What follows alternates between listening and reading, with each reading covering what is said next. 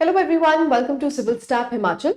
और आज के लेक्चर में हम डिस्कस करेंगे पॉलिटी के पीवाईक्यूज जो कि आपसे एचपीएस मेंस 2024 से लेकर 2016 तक पूछे गए हैं।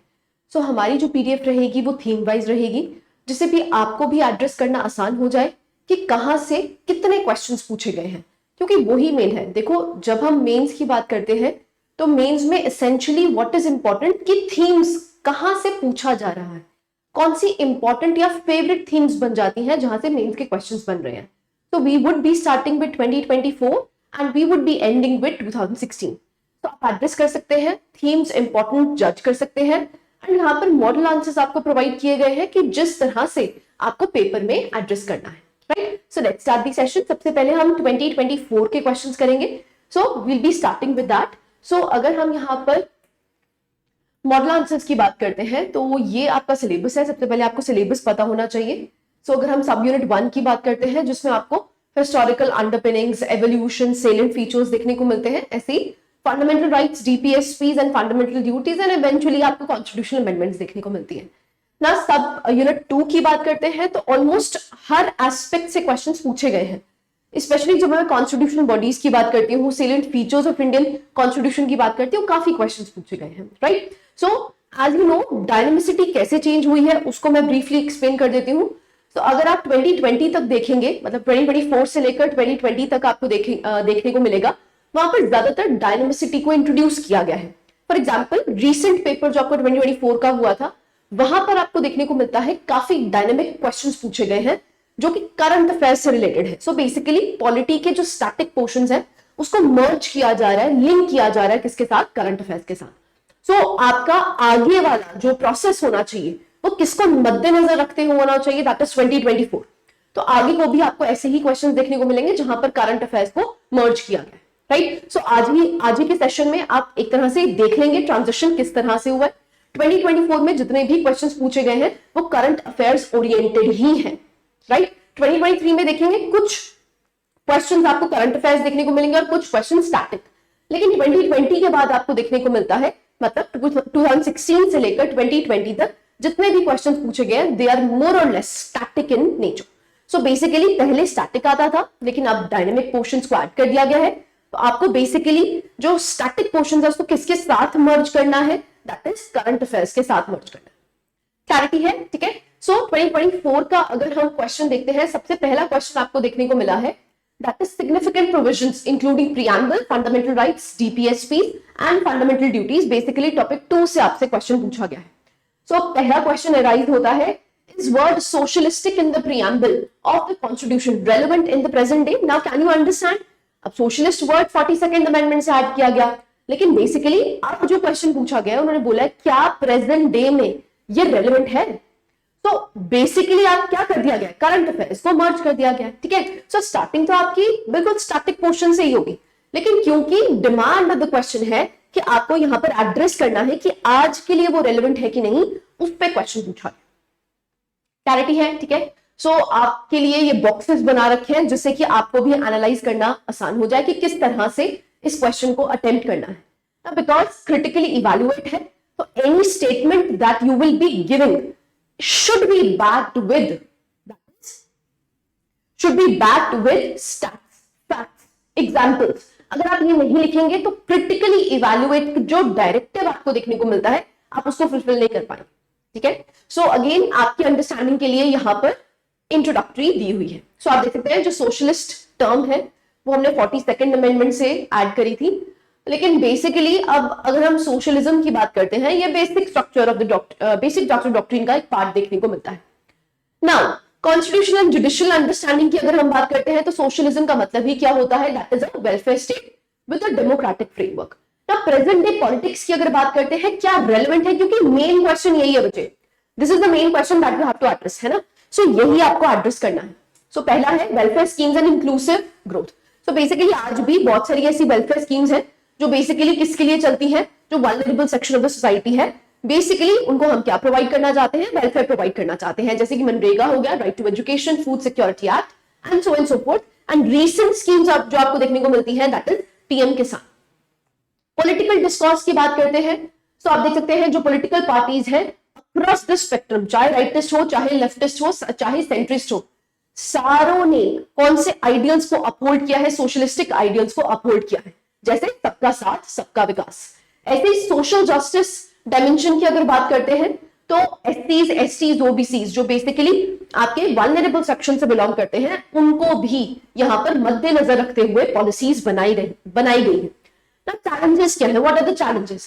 सबसे पहला आपको देखने को मिलता है, अगर हम पोस्ट 1991 एलपीजी रिफॉर्म्स की बात करते हैं तो it has led to the rise of crony capitalism. ना इसका मतलब क्या है? एक तरह से आपको देखने को मिल रहा है there is concentration of wealth. तो ट्रू फॉर्म में सोशलिज्म अभी तक हमने अचीव नहीं किया है, राइट? नेक्स्ट, इंप्लीमेंटेशन गैप्स आपको देखने को मिलते हैं। ऐसे ही अगर हम ग्लोबलाइजेशन प्रेशर की बात करते हैं तो वहां पर आपको देखने को मिलता है, जैसे इंटरनेशनल ट्रेड हो गया, IMF हो गया, they have restrict heavy state intervention in the economy. तो जो कैपिटलिस्ट इकोनॉमीज आपको देखने को मिलती है वहां पर स्टेट इंटरवेंशन नहीं होनी चाहिए, उनसे आपको काफी ज्यादा प्रेशर देखने को मिलता है। क्लैरिटी है? अगेन इजी क्वेश्चन, हम ये नहीं कह सकते कि बहुत टफ क्वेश्चन है, सिंपल क्वेश्चन है, बस उसको किससे एड्रेस करना है? प्रेजेंट डे से एड्रेस करना। ठीक है जी। नेक्स्ट क्वेश्चन अगेन 2024 का ही आपको देखने को मिलता है ना। यहां पर जो थीम है दैट इज फंडामेंटल राइट्स पे क्वेश्चन पूछा गया है। So explain the right to constitutional remedies given in the Indian constitution. Again a very straight forward question, आपसे कॉन्स्टिट्यूशनल रेमेडीज के बारे में पूछा गया, दैट इज आर्टिकल 32 के बारे में आपसे पूछा गया। तो 32 में आपको सभी को बता देना है, बट यहां पर इंपॉर्टेंट क्या हो जाता है, जितने केस लॉज आप डाल सकते हैं उतने प्लीज डालिए। ठीक है, सो यहां पर आप देख सकते हैं क्या क्या बात की गई है। Habeas corpus, mandamus, certiorari, quo warranto and judicial interpretations आपको दे रखी है, जैसे कृष्णनंदा भारती केस हो गया। ऐसे ही L Chandra Kumar versus union of India देखने को मिलता है।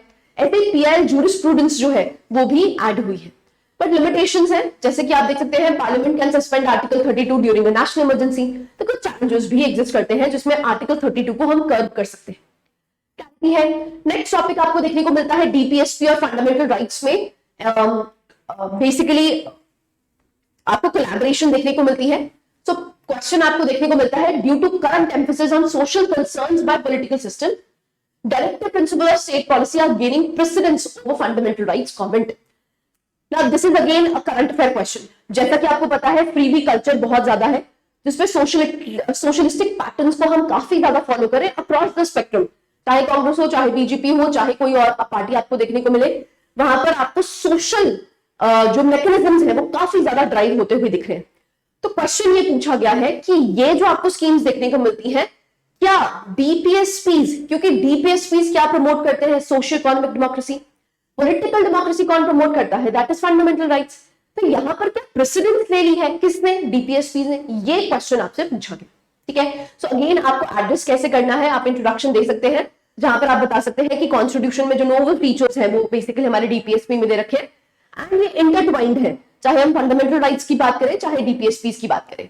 कॉन्स्टिट्यूशनल पोजीशन की अगर बात करते हैं तो फंडामेंटल राइट्स क्या है? एनफोर्सेबल, और डीपीएसपीज क्या है? Non enforceable. This is as per the constitutional position, but यहां पर आपको जुडिशियल प्रोनाउंसमेंट्स देखने को मिलती है जहां पर कॉन्फ्लिक्ट अराइज हुआ था, जैसे कि आपको देखने को मिलता है जैसे Champakam Dorairajan versus state of Madras. So ये फर्स्ट कॉन्स्टिट्यूशनल अमेंडमेंट को साइट किया गया था एंड बेसिकली ये कहा गया था कि जो फंडामेंटल राइट्स है उस टाइम प्रिवेल किए गए हैं।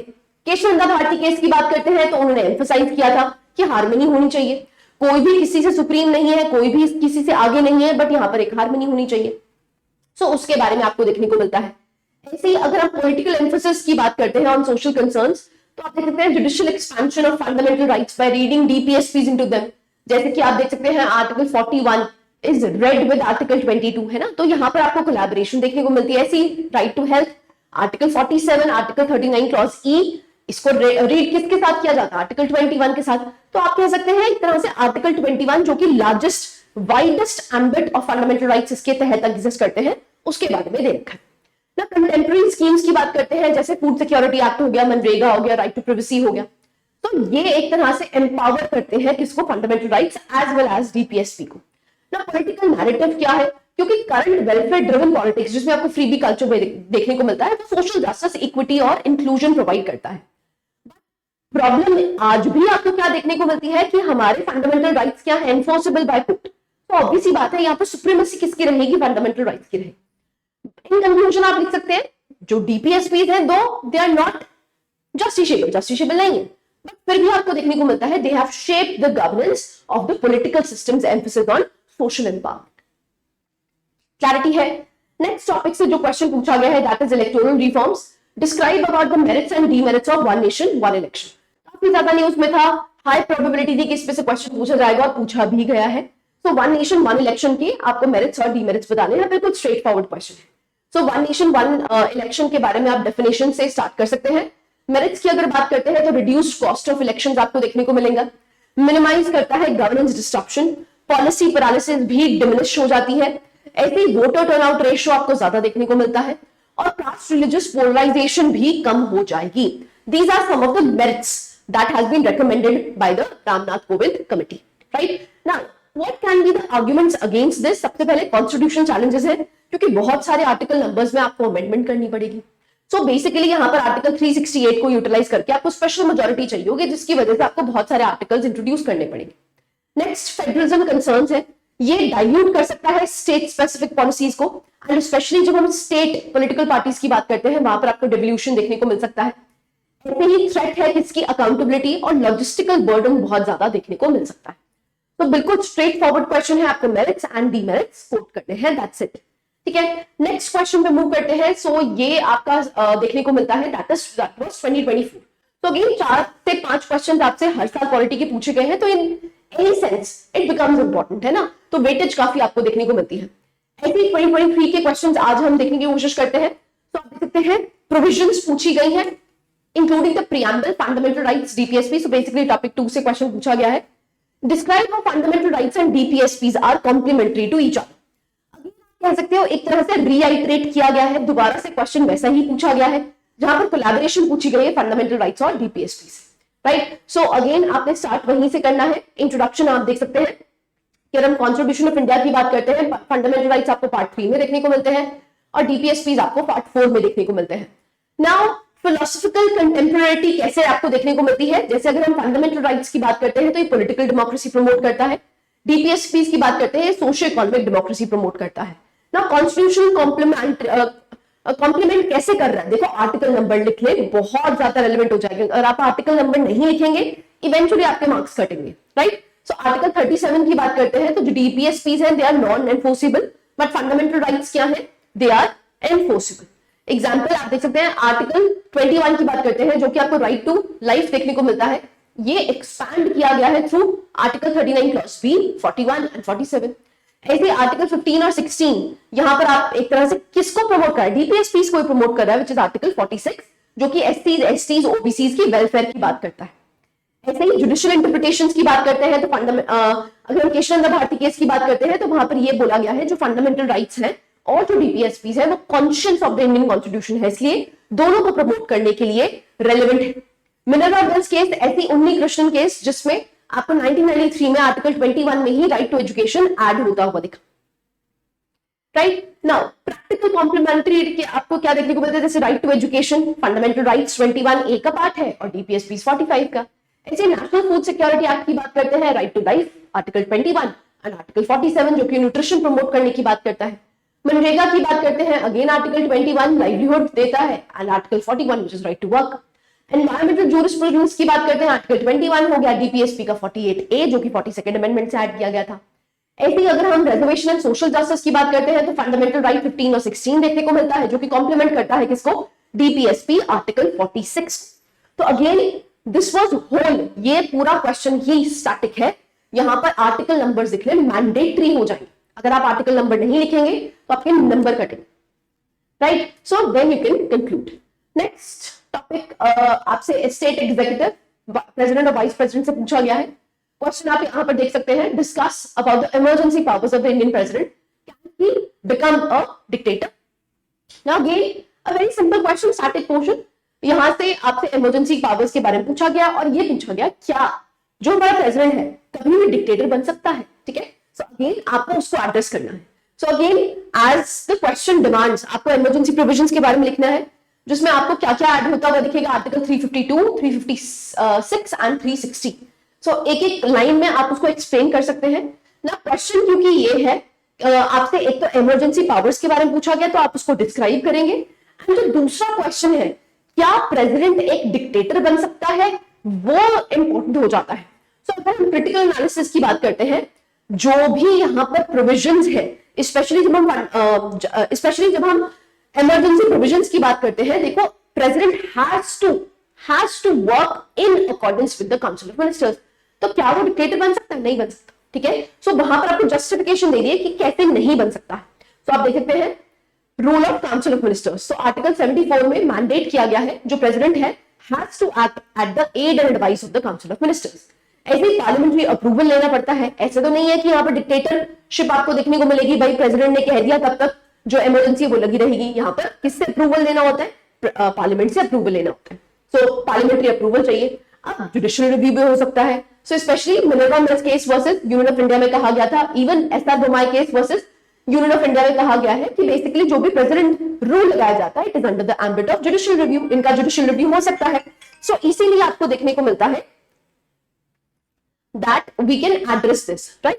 Now, democratic accountability भी है, जो प्रेसिडेंट है वो इनडायरेक्टली इलेक्टेड है, तो एक तरह से अकाउंटेबिलिटी भी एग्जिस्ट करती है। सो बेसिकली आप ये कह सकते हैं कि हाँ, कुछ ऐसे इंस्टांसेस हुए हैं जैसे प्रेसिडेंट रूल का मिस यूटिलाइजेशन किया गया, तभी उस मिस यूटिलाइजेशन में ही आपको देखने को मिलता है कि बेसिकली यहाँ पर जुडिशियल रिव्यू पॉसिबल है।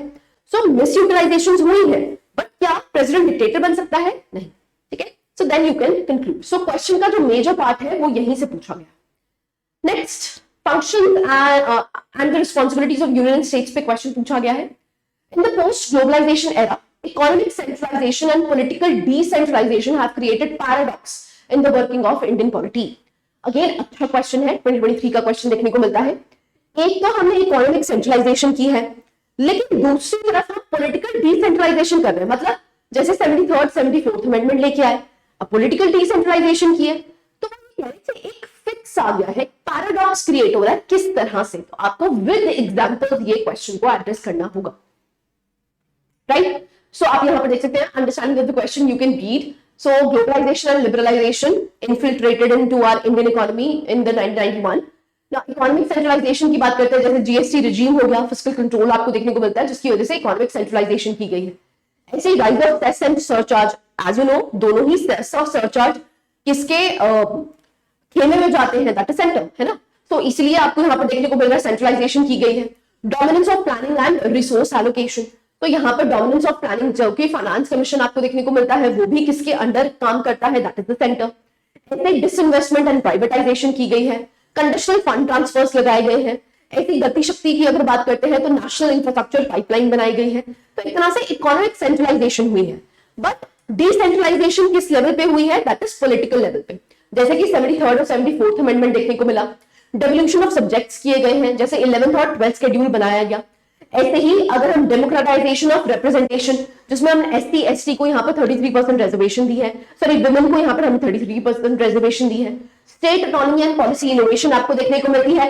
डिसेंट्रलाइज्ड डिजास्टर की अगर बात करते हैं तो वहां पर आपको देखने को मिलता है कि जैसे ओडिशा हो गया, have shown effective localized disaster management, ठीक है। तो ऐसा नहीं है कि मतलब एग्जांपल्स के थ्रू आपको बताना है कि किस तरह से इकोनॉमिक सेंट्रलाइजेशन हुई है और किस तरह से पॉलिटिकल डिसेंट्रलाइजेशन हुई है। क्वेश्चन ये है। उसके बाद क्या बताना है? पैराडॉक्स भी क्रिएट करता है। सो पैराडॉक्स क्या है? जैसे कॉन्फ्लिक्ट्स एंड गैप्स।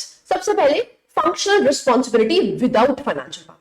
अब आपने रिस्पॉन्सिबिलिटी तो दे दी, बट फाइनेंशियल पावर्स दी नहीं है। एग्जाम्पल, आपको 73rd 74th अमेंडमेंट से आपने पॉलिटिकल डेवोल्यूशन तो कर दिया, लेकिन क्या उनके पास फाइनेंशियल पावर्स है? नहीं है। तो वहां पर आपको पैराडॉक्स देखने को मिलता है। ऐसे ही अप डाउन इकोनॉमिक पॉलिसीज। अब इकोनॉमिक पॉलिसीज एक अप डाउन अप्रोच लेती है, जिसकी वजह से रिप्रेजेंटेशन नहीं हो पाती।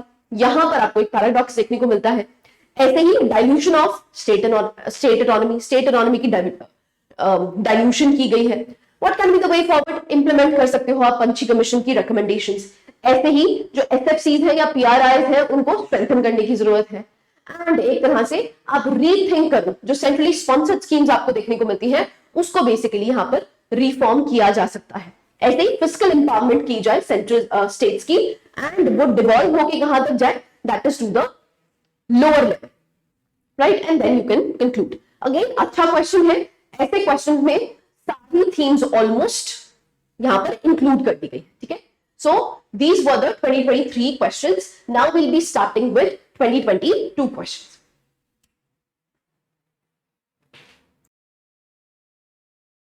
Let's start with 2022 questions. क्या क्या थीम्स इंपॉर्टेंट है यहाँ पर भी हम देखने की कोशिश करेंगे. तो सबसे पहली थीम से जो क्वेश्चन पूछा गया है दैट इज फंडामेंटल राइट्स. ना आपसे स्ट्रेट फॉरवर्ड क्वेश्चन पूछा गया है that is right to equality. So आपको डिटेल में बताना है राइट टू इक्वालिटी के बारे में. Again a very static portion. यहाँ से आप यहाँ पर आर्टिकल 14 to 18 लिख सकते हैं, right. So you have to justify. अगर हम राइट टू इक्वालिटी की बात करते हैं तो 14 to 18 देखने को मिलता है, पार्ट 3 है. और ये टूल बन जाता है for transforming India's hierarchical socio economic conditions. Article 14 की बात करते हैं that is equality before law and equal protection of law. यहाँ पर आप केस लॉज की मदद ले सकते हैं, जैसे इंदिरा साहनी केस हो गया, ऐसे ईपी रोयप्पा. आर्टिकल 15 की बात करते हैं that is prohibition of discrimination on the basis of 5 grounds. Again important हो जाता है. इसमें आप किसका सहारा ले सकते हैं? केस स्टडीज का.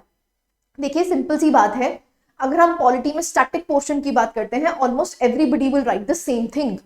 आपको यूनिक बनना है तो ऑब्वियस ही बात है आपको केस लॉज ऐड करने पड़ेंगे. क्योंकि ये स्टैटिक है, बिल्कुल स्ट्रेट फॉरवर्ड क्वेश्चन है, तो इसमें आपको मैंडेटरी हो जाता है कि आप केस लॉज को ऐड कीजिए, राइट. ऐसे ही अगर हम यहाँ पर बात करते हैं abolition of untouchability, article 17 and eventually article 18 के बारे में लिख सकते हैं. And then you can write the significance. Significance इजी है कि अफर्मेटिव एक्शंस के लिए इंपॉर्टेंट हो जाता है, सोशल जस्टिस प्रोवाइड करने के इंपॉर्टेंट हो जाता है. You can write the challenges also. For example caste based discrimination आज भी परसिस्टेंट है. ऐसे ही एफिशिएंसी वर्सेस सोशल जस्टिस की बात करी जाती है. ऐसे ही जेंडर इनइक्वालिटी है, इकोनॉमिक इनइक्वालिटी आज भी एग्जिस्ट करती हुई दिखती है. रादर हमने कब से राइट टू इक्वालिटी दिया हुआ है. नेक्स्ट क्वेश्चन जो आपसे 2022 के बारे में पूछा गया था it was again judicial review. As I told you, एक तो फंडामेंटल राइट्स हो गए, डीपीएसपीज हो गए, सेंटर स्टेट रिलेशन हो गया और basic structure doctrine and judicial review. इस पे बार बार क्वेश्चंस पूछे गए हैं. ये थीम्स बहुत इंपॉर्टेंट हो जाती है, राइट. नाउ जुडिशियल रिव्यू के बारे में again a very straight forward question. तो आप वहां से स्टार्ट कर सकते हैं कि जुडिशियल रिव्यू के मायने क्या है. आप आर्टिकल नंबर्स कोट कर सकते हैं, जैसे कि आर्टिकल 13 हो गया, 32 हो गया, 226 हो गया, 131 टू 136 एंड 143 देखने को मिलता है. तो स्कोप की अगर बात करते हैं तो लेजिस्लेटिव एक्शंस पे एक आपको लिमिट लगाता हुआ दिखता है that is judicial review. So even in the case of the Bharati case it was said कि parliament can not alter the basic structure, right. ऐसे ही आईआर को हेलो केस आप देख सकते हैं जिसमें 9 शेड्यूल को रखा गया था लेकिन अब रिव्यू के लिए ओपन कर दिया गया है. नेक्स्ट एग्जीक्यूटिव एक्शंस पे भी आपको एक लिमिट देखने को मिलती है. तो यहां पर आप अगेन केस लॉज ऐड कर सकते हैं, राइट. ऐसे ही जो कॉन्स्टिट्यूशनल अमेंडमेंट्स हैं वहां पर भी आपको जुडिशियल रिव्यू देखने को मिलता है. जो भी एडमिनिस्ट्रेटिव डिसीजंस हैं वहां पर भी जुडिशियल रिव्यू आपको देखने को मिलता है. ना व्हाट इज द सिग्निफिकेंस? एक तरह से एक गार्डियन बन जाता है किसका? फंडामेंटल राइट्स का. मेंटेन करता है सेपरेशन ऑफ पावर एंड एक तरह से नेचर ऑफ राइट्स को मेंटेन करता है, सस्टेन करवाता है, ठीक है. So again very straight forward question. I don't think so इसमें किसी को भी कोई इश्यू होना चाहिए. नेक्स्ट क्वेश्चन जो पूछा गया है that is from the amendment procedure. So describe the supreme court's judgment on 103rd constitutional amendment.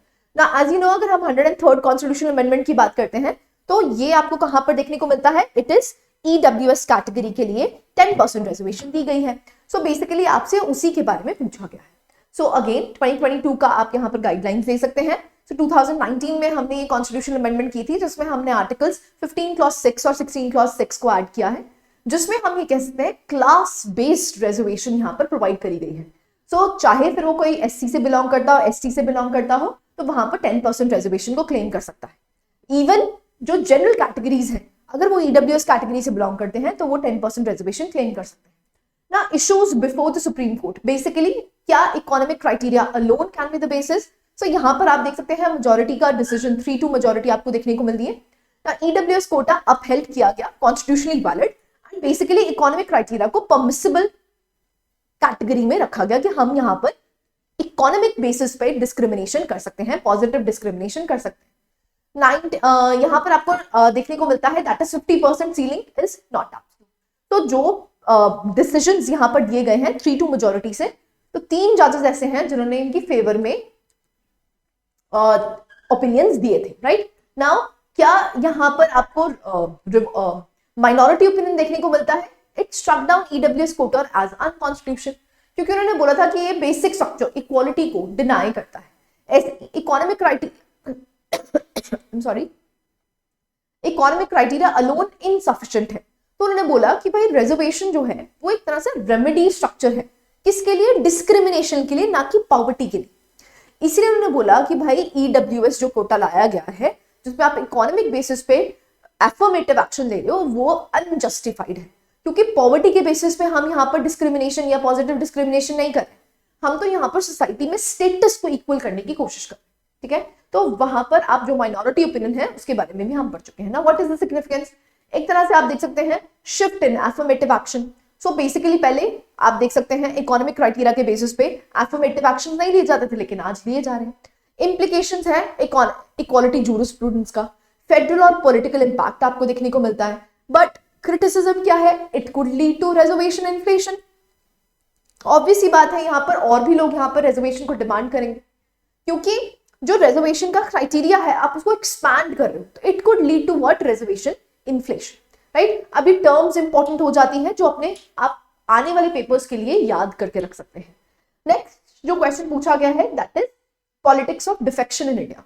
So again a very straight forward question, आपसे एंटी डिफेक्शन लॉ के बारे में पूछा गया तो उसकी की डिटेल्स आप बता सकते हैं। 52nd कॉन्स्टिट्यूशनल अमेंडमेंट से इसको हमने ऐड किया था, जिसमें आपको 10 शेड्यूल ऐड होता हुआ दिखा ना। क्या क्या आपको मेजर नेचर देखने को मिलता है, जैसे सबवर्शन ऑफ इलेक्टोरल मैंडेट। ऐसे ही अगर हम बात करते हैं तो डिस्टेबलाइज की जाती है गवर्नमेंट्स, इसीलिए यहाँ पर एंटी डिफेक्शन लाया गया। इनकरेजमेंट करी जाती है हॉर्स ट्रेडिंग की, and mass defections which is exploiting the loopholes. So यहाँ पर आपको नेचर और एक्सटेंट ऑफ द प्रॉब्लम देखने को मिलती है ना। की प्रोविजंस क्या है? सो ये बिल्कुल स्टैटिक पोर्शन से हैं, आप एग्जैक्टली लिख सकते हैं 5 ग्राउंड्स जिसके बेसिस पे डिफेक्शन किया जाता है, and what are the exceptions. 2 तरह की एक्सेप्शंस आपको देखने को मिलती हैं, वो भी आप इसमें ऐड कर सकते हैं, and then you can add the case laws. For example Kihoto Hollohan case आप देख सकते हैं, जो स्पीकर का डिसीजन है, now it is under the ambit of judicial review, यहाँ पर जुडिशियल रिव्यू हो सकता है। ऐसे ही अगर हम Ravi S Naik versus union of India की बात करते हैं, held that voluntary giving up of membership can be an interference from the conduct not just for formal resignation, ठीक है। सो नाउ करंट लॉ क्या है? अगर हम मेजर इश्यूज की बात करते हैं, सबसे पहला इशू आपको देखने को मिलता है which is bias and delay. अब स्पीकर डिसीजन नहीं लेता, जिसकी वजह से डिले हो जाता है। Lack of time bound disposal, so time bound disposal नहीं है। ऐसे ही इंट्रा पार्टी शिफ्टिंग आपको देखने को मिलती है, और यहाँ पर जो लूप होल, सबसे बड़ा लूप होल है दैट इज मर्जर का, तो उसको काफी ज्यादा एक्सप्लॉइट किया जाता है। So these are some of the criticisms that are given. ना कुछ की रिकमेंडेशंस भी लिख सकते हैं, कमेटी की रिकमेंडेशंस, जैसे कि आप देख सकते हैं that is Dinesh Goswami committee. Law commission की रिपोर्ट की रिकमेंडेशंस लिख सकते हैं। National commission to review the working of constitution की आप यहाँ पर कोट्स दे सकते हैं, राइट। रीसेंट ट्रेंड्स की अगर बात करते हैं तो आपको यहाँ पर देखने को मिलता है over 400 instances of defection were reported between 2016 and 23। Now, ADR report कहती है that over 10% of MLAs change the parties between elections, majority joining the ruling party. So यहाँ पर डिफेक्शन लाई क्यों गई थी? कि डिस्टेबलाइज ना हो, लेकिन आज भी आपको इसके इंस्टेंसेस देखने को मिल रहे हैं। तो फैक्ट और डेटा से आप इसको जस्टिफाई कर सकते हैं। तो बेसिकली इन सेशंस का बच्चे मकसद ही ये है कि कल को जो क्वेश्चंस आपसे पूछे जाए, अब ये मॉडल आंसर्स आपको इसलिए दे रखे हैं जिससे कि आप अपनी कंटेंट एनरिचमेंट कर पाओ। तो कल को डिफेक्शन पे क्वेश्चन पूछा जाता है, अब अगर आपको फैक्ट याद होगा, आपको ये केस लॉज याद होंगे, आपको की रिकमेंडेशंस याद होगी, तो आपकी आंसर में वैल्यूडेशन ऑटोमेटिकली हो जाएगा, राइट। ओके, नेक्स्ट क्वेश्चन में मूव करते हैं। क्वेश्चन आपसे पूछा गया है that is since 1990 paradox of Indian polity has been that it is moving in the direction of political decentralization and economic centralization. This we have done also. Now अगर हम यहाँ पर बात करते हैं दैट इज पॉलिटिकल डिसेंट्रलाइजेशन, अब बहुत सारे स्टेप्स लिए हैं। For example 73rd 74th amendment, eventually हमने यहाँ पर नारी बंधन एक्ट भी बनाया जिसके तहत हम 33% रिजर्वेशन देना चाह रहे हैं। तो पॉलिटिकल डिसेंट्रलाइजेशन की तरफ तो हम मूव कर रहे हैं, बट कहाँ पर मूव करें? इकोनॉमिक सेंट्रलाइजेशन, जैसे कि जीएसटी इंप्लीमेंटेशन। सेस और सरचार्ज मेजरली किसको जाता है? सेंटर को जाता है। इवेंचुअली यहाँ पर ये कहा जाता है कि 60% ऑफ द फंड्स जो है वो कलेक्ट कौन करता है? सेंटर। लेकिन खर्चा किसके पास ज्यादा है? स्टेट्स के पास ज्यादा है। 80% of the expenditure has to be done by the states. ऐसी सेंट्रली स्पॉन्सर्ड स्कीम्स आपको देखने को मिलती हैं जहां पर परफॉर्मेंस बेस्ड फंडिंग दी जाती है, तो वहां पर आपको देखने को मिलता है that it is leading to economic centralization, ठीक है। सो आप यहाँ पर एग्जांपल्स कोट कर सकते हैं, जैसा कि मैंने आपको बताया। यहाँ पर अगर हम GST regime of fiscal control की बात करते हैं, सेस सरचार्ज किसके पास जाता है? सेंटर के पास जाता है। यहाँ पर प्लानिंग और रिसोर्स एलोकेशन कौन करता है? Again by the centre, specially जब हम सेंट्रली स्पॉन्सर्ड स्कीम्स की बात करते हैं। कंडीशनल फंड ट्रांसफर्स अगेन किसके हाथों में रहता है, सेंटर के हाथों में रहता है। डिसइन्वेस्टमेंट और प्राइवेटाइजेशन करी जा रही है एंड बेसिकली ये रेगुलेटरी सेंट्रलाइजेशन आपको देखने को मिल रहा है, जिसकी वजह से आपको इकोनॉमिक सेंट्रलाइजेशन देखने को मिलती है। But on the other hand जो पॉलिटिकल डिसेंट्रलाइजेशन है वो बढ़ रही है, जैसे कि 73rd 74th अमेंडमेंट लाए गए, ऐसे ही डेवोल्यूशन ऑफ सब्जेक्ट्स किया गया है, ऐसे ही आपको देखने को मिलता है डेमोक्रेटाइज किया गया है रिप्रेजेंटेशन को, जैसे SC ST रिजर्वेशन दी जाती हैं according to the population. State autonomy और पॉलिसी इनोवेशन की वजह से आपको बहुत सारी ऐसी स्कीम्स देखने को मिल रही है जहां पर जो पॉलिटिकल डिसेंट्रलाइजेशन है वो तो हो रही है बट इकोनॉमिक सेंट्रलाइजेशन हो रही है, right. So again important topic है, सेंटर स्टेट रिलेशन से आप एक तरह से कह सकते हैं वहां से ये क्वेश्चन लिया गया, राइट। नेक्स्ट क्वेश्चन जो आपसे पूछा गया है that is examine the tensions areas in the centre state financial relations. तो स्पेसिफिकली किससे पूछा गया, फाइनेंशियल रिलेशन से पूछा गया। As I told you centre state relations one of the favourite topics बन जाता है किसका, मेंस का, राइट। तो फाइनेंशियल रिलेशंस के बारे में आपसे पूछा गया है, तो आर्टिकल 268 to 293 एंड आर्टिकल 280 के तहत आपको फाइनेंस कमीशन देखने को मिलता है, उसका आपने जिक्र करना है। तो अगर हम यहाँ पर फिस्कल इम्बैलेंस की बात करते हैं, जो कि डेटा मैं आपको बता भी रही थी कि सेंटर बेसिकली कलेक्ट करता है 60% ऑफ द टोटल टैक्स, लेकिन स्टेट्स बियर करते हैं 80% of the expenditure responsibilities. So basically जो फाइनेंस कमीशन है उन्होंने डेवोल्यूशन किया है शेयर का 41% आपको 15 फाइनेंस कमीशन में देखने को मिलता है। Increasing use of cess and surcharge, अब वो कहां जा रहा है, सेंटर के पास जा रहा है। ऐसे ही आपको हॉरिजॉन्टल फिस्कल इम्बैलेंस भी देखने को मिलता है, स्पेशली जब हम सदर्न और वेस्टर्न स्टेट्स की बात करते हैं। So they argue that they are being penalized for better population control, क्योंकि जो फाइनेंस कमीशन के बेसिस पे रिकमेंडेशंस दी जाती हैं वो एरिया और पॉपुलेशन के बेसिस पे दी जाती हैं। अब जहां पॉपुलेशन ज्यादा है वहां पर फंडिंग ज्यादा मिलती है। तो जो सदर्न इंडियन स्टेट्स हैं वो बेसिकली ये क्रिटिक देती हैं कि भाई हमने यहाँ पर पॉपुलेशन कंट्रोल करी तो आप तो हमें पेनलाइज कर रहे हो एक तरह से, क्योंकि हमारी पॉपुलेशन कम है तो हमें फंडिंग भी कम मिलती है। तो वर्टिकल डिस्ट्रीब्यूशन में भी आपको काफी सारे इश्यूज देखने को मिलते हैं। ऐसे ही that is importance of centrally sponsored schemes ना, डोमिनेशन आपको ज्यादातर इसकी देखने को मिलती है, जिसमें से 2/3 central grants states come through CSS with a pre fixed guideline and low flexibility, कोई फ्लेक्सिबिलिटी नहीं है, जिसकी वजह से one size fit all models की वजह से स्टेट्स को जूझना पड़ता है, राइट। ऐसे ही taxation powers of the state, so जो GST है उसने बहुत सारी चीजें कॉम्प्रोमाइज कर ली है। अब GST कॉम्पनसेशन आपको देखने को मिलता है, उसमें भी अनसर्टेनिटी है, क्योंकि इनिशियली ये 5 सालों के लिए लाया गया था एंड इसको एक्सटेंड किया गया है, लेकिन उसके बाद क्या होगा, तो वहां पर आपको एक एम्बिग्यूटी देखने को मिलती है, जिसकी वजह से स्टेट्स का रेवेन्यू लॉस हो रहा है, राइट। ऐसे ही आप स्टेट फाइनेंस कमीशन के बारे में बात कर सकते हैं। अब स्टेट फाइनेंस कमीशन की बात करते हैं तो उसकी रिकमेंडेशन इतनी मान्यता नहीं मिलती है जितनी आपको फाइनेंस कमीशन की देखने को मिलती है, तो उसकी वजह से आपको फाइनेंशियल लेवल पे सेंटर स्टेट रिलेशंस इश्यूज देखने को मिलते हैं। नेक्स्ट हम 2021 मेंस की बात करते हैं, तो पहला क्वेश्चन आपसे पूछा गया है, describe the basic tenets of preamble of the Indian constitution. अगर आप very straight forward question basic tenets के बारे में पूछा है तो आप प्रीएम्बल को यहाँ पर डिफाइन कर सकते हैं। तो सेक्युलर हो गया, सोशलिस्ट हो गया, सॉवरन हो गया, जस्टिस, लिबर्टी, इक्वालिटी के बारे में आप बता सकते हैं। बट क्या इंपॉर्टेंट हो जाता है कि यहाँ पर आप वैल्यू एडिशन करें। ना वैल्यू एडिशन कैसे, केस लॉज को ऐड करके, डेटा फैक्ट्स को कोट करके, वहां से आप अपने प्रीएम्बल को एक होलिस्टिक नेचर दे सकते हैं, राइट। सो ऐसे ही आप यहाँ पर आर्टिकल नंबर्स कोट कर सकते हैं, जो कि बहुत ज्यादा इंपॉर्टेंट हो जाते हैं। नेक्स्ट क्वेश्चन आपसे पूछा गया, analyse the directive principles of state policy regarding international peace as given in the Indian constitution. International peace के बारे में आपसे पूछा गया है अगेन। सो बेसिकली आपको यहाँ पर आर्टिकल 51 के बारे में लिखना है ना। आर्टिकल 51 को बच्चे याद करना पड़ेगा। अब आर्टिकल 51 का अगर आपको की एम ऑब्जेक्टिव नहीं पता है तो अगेन यहाँ पर आपके नंबर कटेंगे, क्योंकि डायरेक्टली पूछा गया आर्टिकल 51। आर्टिकल 51 की बात करते हैं तो ये क्या करता है, प्रमोट करता है international peace and security, maintain just and honourable relations among the nations, foster respect for international law and treaty obligations and so and so forth. So basically you have to cram it, ये cramming ही करनी पड़ेगी बच्चे, आपके पास choice नहीं है ना। Philosophical basis क्या है इसका, यूएन चार्टर, ऐसे ही नैम, ऐसे ही पंचशील एग्रीमेंट में आपको ये आइडियल्स देखने को मिलते हैं ना। प्रैक्टिकल एप्लीकेशन की बात करते हैं तो पीसफुल सेटलमेंट ऑफ डिस्प्यूट्स किया है, जैसे कि ताशकंद अग्रीमेंट हो गया, शिमला अग्रीमेंट हो गया, तो वहां पर आपको देखने को मिलता है। ऐसे ही commitment to international law, role in UN and peace keeping forces आपको देखने को मिलता है। डिसआर्मामेंट इनिशिएटिव्स लिए गए। अब जुडिशियल इंटरप्रिटेशन एंड लिमिटेशंस की अगर बात करते हैं तो जुडिशियल व्यू क्या है, courts have often read DPSPs as the guiding principles. Limitations की आपको नॉन बाइंडिंग तो है नहीं, डीपीएसपीज का पार्ट है तो नॉन बाइंडिंग है। ऐसे ही challenges from cross border terrorism, तो रियल पॉलिटिक मतलब रियलिटी में, ये तो आइडियलिस्टिक इन नेचर है, लेकिन जब हम रियलिटी की बात करते हैं तो ये जो ऑब्जेक्टिव्स हैं हम ये फुलफिल नहीं कर पा रहे, स्पेशली अगर हम इंडिया पाकिस्तान की बात करते हैं, राइट। सो उसके बारे में आप यहाँ पर कुछ कुछ लिख सकते हैं, way forward you can. Next आता है अमेंडमेंट प्रोसीजर पे क्वेश्चन पूछा गया है, discuss the amendment procedure of the Indian constitution. Again a very straight forward question, but what you can add, देखो at the end of the day in sessions का महत्व वो ही है, क्योंकि आपको ये पीडीएफ मिल जाएगी, आप पीडीएफ रीड कर सकते हैं, लेकिन उस पीडीएफ का करना क्या है, आपको जितनी भी कंटेंट एनरिचमेंट वाला पार्ट है वो आपको ऐड करना है अपने आंसर्स में, ठीक है। नाउ आर्टिकल 368 के बारे में लिखना है, simple majority, special majority and ratification by the states. उसके साथ आप यहाँ पर एग्जांपल्स दे सकते हैं and then you can write the case laws, ठीक है। So again a very simple and straight forward question. Next question में मूव करते हैं, that is again basic structure doctrine पे पूछा गया है।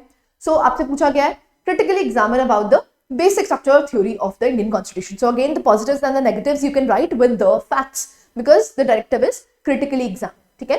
So again आप start कर सकते हैं basic structure doctrine से, जहां पर आपके Keshavchandra Bharati case versus state of Kerala देखने को मिलेगा ना। इसका ओरिजिन कैसे होता है, तो आप पूरा शंकर प्रसाद केस से गोलकनाथ केस तक and eventually Minerva mills case तक जा सकते हैं।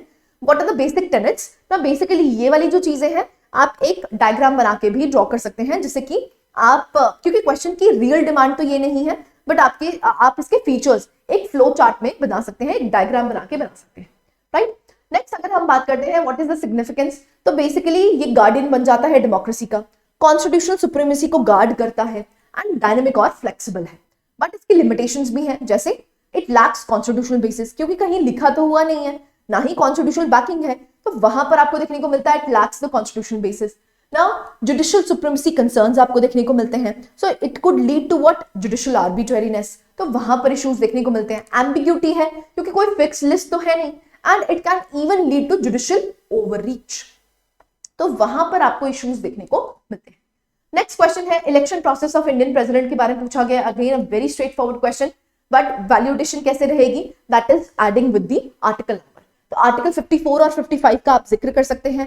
अगर हम पॉजिटिव एस्पेक्ट्स की बात करते हैं तो फेडरल स्ट्रक्चर रिफ्लेक्ट होता है, क्योंकि यहाँ पर elected members of Lok Sabha and Rajya Sabha and elected members of state legislative assemblies participate करते हैं।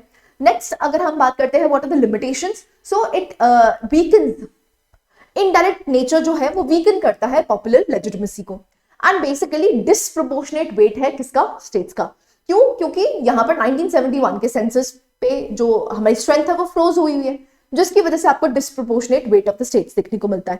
पॉलिटिकल पार्टी डोमिनेंस आज भी आपको देखने को मिलती है, चाहे इनडायरेक्ट इलेक्शन है, लेकिन वेटेज अगर हम बात करते हैं तो जो मेजॉरिटी पार्टी है उसी का कैंडिडेट क्या बनता है, प्रेसिडेंट बनता है, तो वहां पर आपको इसकी लिमिटेशंस भी देखने को मिलती हैं। Now you can give the examples too, कुछ एग्जांपल से आपकी जो केस स्टडीज है और जो आपके क्वेश्चन की वेटेज है वो बढ़ जाती है, right. So these were the 2021 questions. Now we will be moving towards 2020 questions. Now 2020 की अगर बात करते हैं तो अमेंडिंग प्रोसेस पे पहला टॉपिक पूछा गया है, examine the powers of judicial review as enjoyed by the supreme court of India. Now as I told you ये बार बार क्वेश्चन पूछा जा रहा है, तो अगेन इंपॉर्टेंट थीम हो जाती है। सो अगेन आप वहां से स्टार्ट कर सकते हैं बेसिक स्ट्रक्चर से। सो जो सुप्रीम कोर्ट है या कोर्ट्स की जो पावर है वो बेसिकली एक तरह से कॉन्स्टिट्यूशन को वैलिडिटी प्रोवाइड करती है, अपहोल्ड करती है the supremacy of the constitution, right. Now constitutional basis की अगर बात करते हैं, जुडिशियल रिव्यू कहां पर देखने को मिलता है, आर्टिकल 13 हो गया, आर्टिकल 32 हो गया, आर्टिकल 226 हो गया, ऐसे आर्टिकल 139 से लेकर आपको देखने को मिलता है, दैट इज 143 हो गया, 141, 142, जहां पर सुप्रीम कोर्ट के जो डिसीजंस हैं वो बाइंडिंग और एक तरह से इंश्योर करता है complete justice, that is article 142। Now scope की अगर हम बात करते हैं तो एक तरह से रिव्यू करता है किसका, लेजिस्लेटिव एक्शंस। तो लेजिस्लेटिव एक्शंस पे आपको एक लिमिट देखने को मिलती है, एडमिनिस्ट्रेटिव एक्शंस पे एक लिमिट देखने को मिलती है, एग्जीक्यूटिव एक्शंस पे एक लिमिट देखने को मिलती है।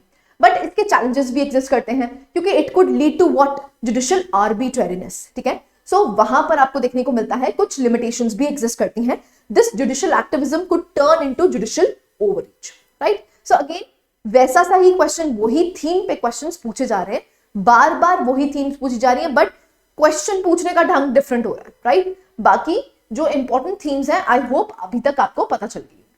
नेक्स्ट आता है इलेक्टोरल रिफॉर्म्स पे क्वेश्चन पूछा गया कि भाई describe the electoral reforms required for the smooth functioning of the Indian democracy. किस तरह से स्मूथ फंक्शनिंग हो सके, उसमें क्या क्या इलेक्टोरल रिफॉर्म्स की जरूरत है, ठीक है। ना क्या क्या इलेक्टोरल रिफॉर्म्स हो चुके हैं और किसकी जरूरत है वो कहाँ लिखोगे, वे फॉरवर्ड में लिखो, राइट। सो आप यहाँ पर बता सकते हैं कि भाई आर्टिकल 324 टू 329 आपको इलेक्शन कमीशन देखने को मिलते हैं, जिसमें हम क्या कोशिश कर रहे हैं, क्रिमिनलाइजेशन को रोकने की, ब्लैक मनी को रोकने की, fake news, weakening of ECI autonomy को हम रोकने की कोशिश कर रहे हैं। सो इश्यूज क्या है, जैसे 43% ऑफ एमपीज आर क्रिमिनलाइज्ड, जिनके ऊपर क्रिमिनल एक्शंस, क्रिमिनल केसेस चल रहे हैं, तो that is criminalisation of politics. दूसरा इशू देखने को मिलता है which is political funding transparency. So political funding transparency की वजह से जो आपकी दिनेश गोस्वामी कमेटी है उन्होंने रेकमेंड भी किया था कि यहाँ पर कुछ फंडिंग कौन दे, स्टेट दे, ठीक है। सो आप देख सकते हैं सजेस्टेड स्टेट फंडिंग। ऐसे ही law commission report recommended mandatory disclosure of all the political donations and expenditures. अब स्ट्रेंथनिंग करी गई है ईसीआई की, जैसे Anoop Barnwal versus union of India देखने को मिलता है। तो Supreme Court ruled that the appointments to the ECI should be made by the collegium, right. Second ARC ने भी यहाँ पर आपको रिकमेंडेशंस दी हुई हैं, जैसे कि ईसीआई की जो हम प्लेसमेंट है, पोजिशनिंग है, वो कैसे करें, कोलिजियम से करें, राइट। ऐसे ही अगर हम बात करते हैं इंटर पार्टी डेमोक्रेसी को प्रमोट करना चाहिए, पेड न्यूज, सोशल मीडिया और मिस इन्फॉर्मेशन को कर्ब करना चाहिए, जिसमें कौन हेल्प कर सकता है, which is press council of India. So अगर हम प्रेस काउंसिल ऑफ इंडिया की बात करते हैं, ये सेल्फ रेगुलेटरी है, जहां पर जो फेक न्यूज है या सेंसेशनलाइजेशन है उसको कम किया जाना चाहिए, जिससे कि हम अपने स्मूथ फंक्शनिंग कर सकें किसकी, इलेक्शंस की। ऐसे ही one nation one election, use of technology जैसे ई विजिल, ईवीएम, वीवीपैट, इससे हम क्या कर सक रहे हैं, हम ट्रांसपेरेंसी को इंक्रीज कर सक रहे हैं, राइट। तो कुछ रिकमेंडेशंस भी दे सकते हैं, जैसे Indrajit Gupta committee so recommended partial state funding, इन्होंने भी पार्शियल स्टेट फंडिंग की बात की थी। ऐसे ही अवेयरनेस, वोटर अवेयरनेस, जैसे स्वीप प्रोग्राम आपको देखने को मिलता है जो कि ईसीआई का है, राइट। तो उसको हम और बढ़ा सकते हैं जिससे कि स्मूथ फंक्शनिंग हो सके, राइट। नेक्स्ट आता है that is describe the procedure of how a bill becomes an act. Again a very straight forward question, जिसमें आपको first reading, second reading, third reading को बताना है, राइट। सो अगर हम बात करते हैं तो प्रोसीजर आपको आर्टिकल 107 टू 111 देखने को मिलता है ना। अगर हम टाइप्स ऑफ बिल्स की बात करते हैं तो पहले वो एक्सप्लेन कर सकते हैं, जैसे गवर्नमेंट बिल हो गया, प्राइवेट मेंबर बिल हो गया, money bill, financial bill, ordinary bill और द कॉन्स्टिट्यूशनल अमेंडमेंट बिल। ना बेसिकली पैसेज कैसे होता है, फर्स्ट रीडिंग में आपको देखने को मिलता है which is in the introduction. Second stage में आपको सेकंड रीडिंग में देखने को मिलता है जहां पर clause by clause debates, discussion होती है। कोई भी अगर हमें अमेंडमेंट करनी हो तो किस स्टेज पे होती है, जाके सेकंड रीडिंग में होती है, राइट। नेक्स्ट आपको देखने को मिलता है दैट इज थर्ड रीडिंग। ना third reading is the voting stage, है ना। सो जो फाइनल वोटिंग है वो वहां पर कहां पर होती है, that is the third reading. Passage in the other house, उसके बाद पैसेज होता है, बिल्कुल सेम प्रोसेस को फॉलो किया जाता है, first reading, second reading and third reading. Eventually किसके पास जाता है, दैट इज द प्रेसिडेंट। ना अगर कहीं पर भी डेडलॉक क्रिएट होता है, स्पेशली ऑर्डिनरी बिल्स के लिए, तो यहाँ पर प्रेसिडेंट अंडर आर्टिकल 108 क्या बुला सकता है, जॉइंट सिटिंग बिठा सकता है। नाउ उसके बाद आपको प्रेसिडेंशियल असेंट देखने को मिलता है, उसके टाइप्स बता सकते हैं and then you can be done with it, ठीक है। क्योंकि प्रोसीजर पूछा गया था तो सिंपल सा क्वेश्चन है, आपको पूरा प्रोसीजर लिखना था जिसमें first reading, second reading and third reading आपको देखने को मिलती है। नेक्स्ट आया है discuss about the emergency powers of the Indian president. Indian president के आपको इमरजेंसी पावर्स के बारे में पूछा गया है। Again a very straight forward question, जहां पर आपको आर्टिकल 352, 356 और 360 के बारे में लिखना है, right. So you can start with article 352, 356, 360 and then you can say कि क्या क्या आपको देखने को मिलती है कि what are the you can say constitutional and institutional safeguards. जैसे एड एंड एडवाइस किसके लेनी होगी, that is council of ministers. तभी आपको देखने को मिलता है कि प्रेसिडेंट हमारा डिक्टेटर नहीं बन सकता है, क्योंकि उसके पास कॉन्स्टिट्यूशनल डिस्क्रिप्शन नहीं एग्जिस्ट करती है ना। मान लो यहाँ पर प्रोक्लेम कर भी दिया गया, मान लो अगर हम नेशनल इमरजेंसी की बात करते हैं तो प्रोक्लेमेशन के बाद 1 महीना दिया जाता है फॉर पार्लियामेंट्री अप्रूवल, तो एक तरह से वो डिक्टेटर नहीं बन सकता है। ऐसे ही जुडिशियल रिव्यू भी हो सकता है ना। सदभाई केस में यही कहा था that it is open to judicial review, right. Next आता है that is what you mean by judicial activism in India. ना जुडिशियल एक्टिविज्म से आपने इंट्रोडक्शन स्टार्ट करनी है एंड इवेंचुअली यहाँ पर क्या करना पड़ेगा, आपको कुछ एग्जांपल्स कोट करने पड़ेंगे जिससे कि आप अपने क्वेश्चन में वैल्यू एडिशन करेंगे, राइट। सो आप यहाँ पर देख सकते हैं, अगर हम कॉन्स्टिट्यूशनल बेसिस की बात करते हैं आर्टिकल 32 और 226 के तहत 141 एंड 142। 141 की बात करते हैं तो सुप्रीम कोर्ट के डिसीजन जो है they are binding across all the courts and 142 complete justice के लिए होता है ना। की प्रोविजंस क्या है, जैसे एक्सपेंशन ऑफ फंडामेंटल राइट्स, अब ये यहाँ पर आपको जुडिशियल एक्टिविज्म में देखने को मिलता है। आर्टिकल 21 की बात करते हैं, it is one of the largest and one of the widest fundamental right that we have. धीरे धीरे करके इसमें बहुत सारी एडिशंस हुई हैं। तो आर्टिकल 21 के लिए आप कह सकते हो एक तरह से जो जुडिशरी है वो एक्टिव रोल निभा रही है। जैसे मेनका गांधी केस आपको देखने को मिलता है, एमसी मेहता जिसमें राइट टू क्लीन एनवायरमेंट की बात की, राइट टू लाइवलीहुड की बात करेंगे ओल्गा टेलिस वर्सेस बीएमसी, मोहनी जान वर्सेस उन्नी कृष्णन, आपको राइट टू एजुकेशन देखने को मिलता है ना। पीएल का इंट्रोडक्शन भी एक तरह से जुडिशियल एक्टिविज्म ही है। एंड कुछ ऐसी पॉलिसी डिसीजंस हैं, डायरेक्शंस हैं, वो किसने दी हैं? सुप्रीम कोर्ट ने दी हैं। जैसे कि आप देख सकते हैं that is ban on industrial activities in the residential areas, जो कि आपको एमसी मेहता केस में देखने को मिलता है। तो सोशल जस्टिस और गवर्नेंस रिफॉर्म्स भी किए, जैसे right to health, right to speedy trial, ये भी आर्टिकल 21 में ऐड किया गया है। ऐसे ही जो सो मोटो कॉग्निजेंस ली है, जैसे कोविड-19 में सो मोटो कॉग्निजेंस ली थी किसकी? माइग्रेंट इशू जो हुआ था, तो उसकी वजह से सुप्रीम कोर्ट एक एक्टिव रोल निभाता है, राइट। तो यहाँ पर आपको एग्जाम्पल्स देना बहुत इंपॉर्टेंट हो जाता है। अगर आप एग्जाम्पल्स नहीं देंगे तो इवेंचुअली आप मान के चलिए आपको बिलो एवरेज नंबर मिलेंगे, राइट। नेक्स्ट आता है that is analyse the problem centre state relations in India. ना सेंटर स्टेट रिलेशंस पे डायरेक्ट क्वेश्चन पूछा गया, तो आप तीनों ही जो आपको सेंटर स्टेट रिलेशंस देखने को मिलते हैं, लेजिस्लेटिव एक्शंस, इश्यूज, उसके बाद आप यहाँ पर क्या करेंगे? Administrative and then the financial, ठीक है। सो क्योंकि आपसे सारे सेंटर स्टेट रिलेशंस पे इश्यूज पूछे हैं तो आपको एक एक करके एड्रेस करने हैं ना। लेजिस्लेटिव इश्यूज की बात करते हैं तो encroachment on the state list ना, स्टेट लिस्ट के जो सब्जेक्ट्स हैं वो कम कर दिए गए हैं, यूनियन लिस्ट में सब्जेक्ट ज्यादा कर दिए गए हैं, तो एनक्रोचमेंट आपको देखने को मिलती है। रेजिडरी पावर्स की बात करते हैं तो किसके पास है? यूनियन के पास ही एग्जिस्ट करती है। Over use of concurrent list किया गया जिसमें सुप्रीमेसी किसको मिल जाती है? यूनियन को मिल जाती है। ऐसे ही स्टेट कंसल्टेशन के बिना ही आपको बहुत सारे ऐसे लॉज पास होते हुए दिखते हैं, तो lack of state consultation. Parliament legislating for the states, article 352 का यूटिलाइज किया जाता है। एडमिनिस्ट्रेटिव इश्यूज की अगर बात करते हैं तो गवर्नर का रोल, जैसे तमिलनाडु, पंजाब, वेस्ट बंगाल की कन्फ्रंटेशंस रिसेंटली हुई हैं, राइट। ऐसे ही control over all India service देखने को मिलती है and lack of operational autonomy, right. So ऐसे ही आप फाइनेंशियल रिलेशंस में भी कुछ इश्यूज बता सकते हैं, जो कि अभी हम रीड करके आए थे फाइनेंशियल इश्यूज के लिए, ठीक है। सो अगेन देखो टॉपिक्स वही हैं, बार बार घूम फिर के वही क्वेश्चंस पूछे जा रहे हैं, राइट। तो सेंटर स्टेट रिलेशंस बहुत इंपॉर्टेंट हो जाते हैं। एंड अगर आप इस कंटेंट से सेंटर स्टेट रिलेशंस पढ़ेंगे तो आपका सेंटर स्टेट रिलेशंस का कोई भी टॉपिक बच्चे कंप्लीट हो जाएगा, ठीक है। अब यहाँ पर क्या इंपॉर्टेंट हो जाता है, आप आर्टिकल नंबर याद रखिए, ठीक है, जिससे कि आपकी वैल्यू एडिशन होगी, राइट। ओके, नेक्स्ट क्वेश्चन पे मूव करते हैं। नेक्स्ट क्वेश्चन आपको देखने को मिलता है which is electoral reforms. Just second, sorry. हाँ, okay, this is the article from 356. This is the way forward that you can read. And next comes 2019 questions. Now 2019 के questions अब हम start कर रहे हैं। सबसे पहला टॉपिक है that is describe the basic philosophy of Indian Constitution. Is it relevant in the era of globalization? ना एक क्वेश्चन ऐड कर दिया गया है। वैसे तो बेसिक फिलोसफी पूछी गई है, तो बेसिकली आपको प्रियम्बल के जितने आइडियल्स हैं उसको फुलफिल करवाना है ना। क्वेश्चन ये है कि is it relevant in the globalisation era, ठीक है। तो वो क्वेश्चन को एड्रेस आपने करना है। तो फिलोसफिकल डायमेंशंस तो आप यहाँ पर बता सकते हैं, जैसे अगर हम डेमोक्रेसी और पॉपुलर सोवरेनिटी की बात करते हैं, बेसिक फिलोसफी है जस्टिस, सोशल, इकोनॉमिक, पॉलिटिकल। ऐसे ही अगर हम बात करते हैं that is liberty and rights of the individuals provide कर रखे हैं। ऐसे ही आपको यहाँ पर वेलफेयर स्टेट ओरिएंटलिज्म देखने को मिलता है। नाउ तो क्वेश्चन, मेन क्वेश्चन, बाकी तो आप एड्रेस कर लोगे इजीली।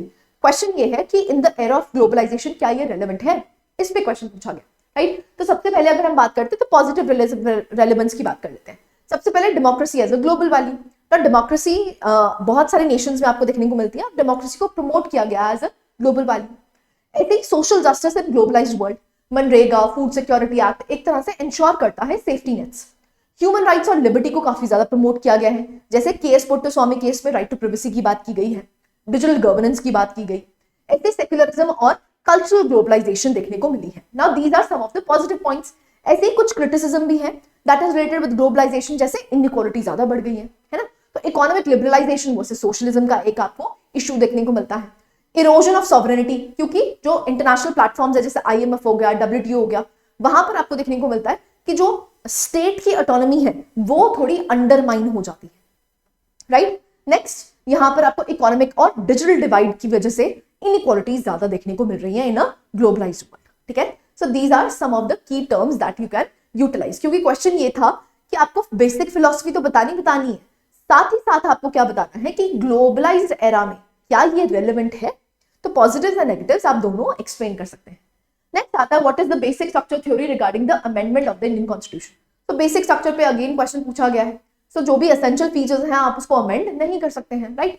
सो यहाँ पर आप केस लॉज एवोल्यूशन बता सकते हैं, Shankar Prasad case, Sajjan Singh case, Gorakhnath case and till Minerva case, right. उसके बाद अगेन ये लिखने की एक्सप्लिसिटली जरूरत नहीं है, आप इसके लिए एक छोटा सा डायग्राम बना सकते हैं, कुछ बेसिक टेनेट्स बता सकते हैं किसके, बेसिक स्ट्रक्चर के, राइट। नाउ इसकी सिग्निफिकेंस क्या है, एक तरह से कोर वैल्यूज को ये क्या करता है, प्रोटेक्ट करता है, कॉन्स्टिट्यूशनल सुप्रीमेसी को इंश्योर करता है, और एक तरह से अडेप्ट करता है मॉडर्न नीड्स, क्योंकि सोसाइटी जैसे जैसे चेंज करेगी उस तरह से हमारे कॉन्स्टिट्यूशन को भी फ्लेक्सिबल होना पड़ेगा। ये फ्लेक्सिबिलिटी एक्चुअली में कौन प्रोवाइड करता है, it is the basic structure only, right.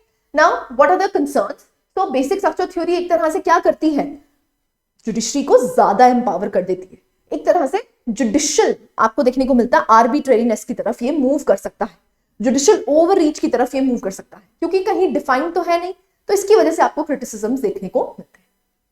Next आता है that is the question explain why India is called a quasi federal state. क्यों ये क्वाजी फेडरल स्टेट आपको देखने को मिलता है। Now quasi federal the term was given by K C wear.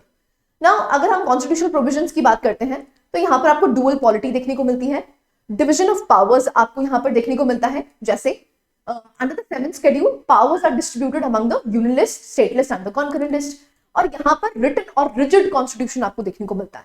That is why it is known as quasi federal. Quasi federal का मतलब ही क्या है, फेडरल प्रोविजंस आपको कम देखने को मिलती है, जहां पर बायसनेस किसकी टुवर्ड्स है, यूनिटरी फीचर्स की तरफ बायसनेस आपको देखने को मिलती है ना। यूनिटरी फीचर्स कैसे हैं, जैसे स्ट्रॉन्ग सेंटर हो गया, यहाँ पर यूनियन लिस्ट की डोमिनेंस आपको देखने को मिलती है। रेजिडरी पावर्स के अंडर आर्टिकल 248 की बात करते हैं तो किसके पास है, पार्लियामेंट के पास है। सिंगल कॉन्स्टिट्यूशन और सिंगल सिटीजनशिप देखने को मिलती है। रोल ऑफ गवर्नर्स, गवर्नर्स को कहा भी जाता है agent of the centre. Emergency provisions, जैसे अगर हम नेशनल इमरजेंसी की बात करते हैं 352, 356, यहाँ पर हमारा कॉन्स्टिट्यूशन क्या बन जाता है, यूनिटरी बन जाता है। तो वहां पर आपको कुछ यूनिटरी फीचर्स देखने को मिलते हैं, जहां पर जो सेंटर है वो ज्यादा पावरफुल हो जाती है। इंटरप्रिटेशंस की अगर बात करते हैं तो एसआर बमाई केस ने यही कहा था कि जो फेडरलिज्म है वो एक basic part of the basic structure बन जाता है। ऐसे ही अगर हम state of West Bengal versus union of India की बात करते हैं, so held that the centre can legislate even on the state matters पे भी लेजिस्लेट कर सकता है। तो ओपिनियंस आप कह सकते हैं डिफरेंट है, डायनेमिक्स है। सो केसी वियर ने यहाँ पर कहा था India is a unitary state with subsidiary federal features, then you can conclude, right. Next आता है Indian constitution is federal in form but unitary in spirit. All the more similar question है, ठीक है क्या, federal in form but unitary in spirit. तो वही examples आप दोबारा कोट कर सकते हैं, जैसे 7th शेड्यूल हो गया, this ensures coordination and cooperation, ठीक है। बट कुछ यूनिटरी फीचर्स जो अभी हम यहाँ पर पढ़ के आए आप उसको भी एक बारी देख सकते हैं, right. So all the more similar question आपको देखने को मिलता है। नेक्स्ट आया describe the powers of election commission of India. Again a very straight forward question, आपसे पावर्स के बारे में पूछा गया है इलेक्शन कमीशन के। तो आर्टिकल 324 टू 329 आपको मेंशन करना पड़ेगा। सो यहाँ पर आप देख सकते हैं क्या क्या इनकी पावर्स एग्जिस्ट करती हैं। तो सबसे पहले अगर हम बात करते हैं तो ये सुपरवाइज करते हैं, डायरेक्ट करते हैं और कंट्रोल करते हैं एंटायर प्रोसेस ऑफ इलेक्शंस को। ना आर्टिकल 324 क्लॉज 1 की बात करते हैं तो ये सुपरिटेंडेंस करते हैं, डायरेक्शन देते हैं और कंट्रोल करते हैं इलेक्शंस को। रिप्रेजेंटेशन ऑफ पीपल्स एक्ट की अगर बात करते हैं तो एक तरह से लीगल बैकिंग प्रोवाइड कर रखी है इलेक्टोरल प्रोसेस के लिए। कंडक्ट ऑफ इलेक्शन रूल्स 1961 एक तरह से रूल्स फ्रेम किए गए हैं अंडर द आरपी। ना पावर्स क्या है, सबसे पहले एडमिनिस्ट्रेटिव पावर्स की बात कर लेते हैं। तो ये इलेक्टोरल रोल्स को रिवाइज करना, पीरियोडिक असेसमेंट करना, ये काम किसका है, ये इलेक्शन कमीशन का है। Suspension and appointment, supervision and appointment of electoral registers officer and returning officers, ये भी काम किसका है, इलेक्शन कमीशन ऑफ इंडिया का है। इलेक्शन सिंबल्स देना, स्केड्यूल्स और फेजेस बनाना, किस तरह से इलेक्शन प्रोसेस चलेगा, ये सारा काम किसका होता है, इलेक्शन कमीशन ऑफ इंडिया का होता है। रिकॉग्नाइज करना पार्टीज को, ये भी काम किसका है, इलेक्शन कमीशन ऑफ इंडिया का है। Now over quasi judicial powers भी हैं, जैसे मान लीजिए रिकॉग्निशन देना या सिंबल्स देना पॉलिटिकल पार्टीज को, ये एग्जांपल आप कुछ क्वाजी जुडिशियल पावर्स भी देखने को मिलती है। एग्जांपल भी यहाँ पर कोट कर सकते हैं, Shivsena symbol row in 2023 between the factions led by Uddhav Thackeray and the other गुट was Eknath Shinde. Now they can disqualify candidates for failure to lodge the expenses. अगर आपने इलेक्शन एक्सपेंसेस नहीं बताए हैं तो आपको डिस्क्वालीफाई किया जा सकता है, किसके द्वारा, इलेक्शन कमीशन ऑफ इंडिया के द्वारा। ऐसे ही पोल अगर रिग हुआ है, बूथ कैप्चरिंग हुई है, तो कहीं ना कहीं अगर डिस्प्यूट राइज होता है तो यहाँ पर रद्द किए जाते हैं इलेक्शंस, किसके द्वारा, इलेक्शन कमीशन ऑफ इंडिया। तो इनके पास कुछ क्वाजी जुडिशियल पावर्स भी एग्जिस्ट करती ठीक है, एग्जाम्पल्स भी आप यहाँ पर देख सकते हैं। कुछ एडवाइजरी पावर्स हैं, जैसे प्रेसिडेंट और गवर्नर्स को ये एडवाइस करते हैं कि किस कैंडिडेट को यहाँ पर डिस्क्वालीफाई करना है, तो इनके पास एडवाइजरी पावर्स भी हैं। ऐसे ही इनके पास पावर्स है under MCC, so model code of conduct. So एक तरह से एनफोर्स करते हैं ये एमसीसी को during the elections and can use article 324 as a residual power, right. ऐसे ही कुछ फाइनेंशियल और डिसिप्लिनरी पावर्स भी हैं, जैसे कि requisition of staff from the central and state governments. तो मान लीजिए इलेक्शंस हैं, टीचर्स की ड्यूटी लगाना या किसी और की ड्यूटी लगाना है, सेंट्रल एम्प्लॉयज की ड्यूटी लगाना, ये भी काम कर सकते हैं। तो इनके पास कुछ डिसिप्लिनरी पावर्स भी एग्जिस्ट करती हैं। ऐसे ही इलेक्टोरल रिफॉर्म्स इंट्रोड्यूस करना, वोटर जो है उन पे अवेयरनेस फैलाना, ये भी काम किसका है, ईसीआई का। तो पावर्स को ना एक तरह से स्प्लिट कर सकते हैं, what are the administrative powers, what are the legislative powers, what are the आप कह सकते हैं एक तरह से इलेक्टोरल रिफॉर्म्स के लिए इनके पास क्या क्या पावर्स एग्जिस्ट करती हैं। तो आप यहाँ पर उसको सेग्रीगेट कर सकते हैं ना। कुछ रिकमेंडेशंस हैं, जैसे गोस्वामी कमेटी की आप रिकमेंडेशंस दे सकते हैं, सेकंड एआरसी रिपोर्ट दे सकते हैं ना। What are the limitations, lack of equal protection ना। चीफ इलेक्शन कमीशन की अगर बात करते हैं तो उसके पास तो एक तरह से लीगल बैकिंग एग्जिस्ट करती हैं, लेकिन जो अदर ईसीज हैं वो किसके अंडर काम करते हैं, सीईसी के अंडर काम करते हैं। रिमूवल प्रोसेस की अगर बात करते हैं तो प्रॉपर रिमूवल प्रोसेस किसके लिए है, सीईसी के लिए। लेकिन ईसीज की रिमूवल किस तरह से की जाती है, इसे ऐसे पूछ के, दैट इज सीईसी से पूछ के, राइट। तो वहां पर आपको देखने को मिलता है चैलेंज एग्जिस्ट करता है। ऐसे ही कोई इंडिपेंडेंट मैकेनिज्म नहीं है फॉर अपॉइंटमेंट। यहां पर एलिगेशंस रहती हैं पार्टिसन बिहेवियर की, सॉफ्ट पेडलिंग एमसीसी वायलेशंस है ना। ऐसे ही लिमिटेशंस आपको देखने को मिलती हैं power to regulate the party funding, वहां पर इसके लिए आपको इश्यूज देखने को मिलते हैं। So this we have completed 2019 and we'll be starting with 2018.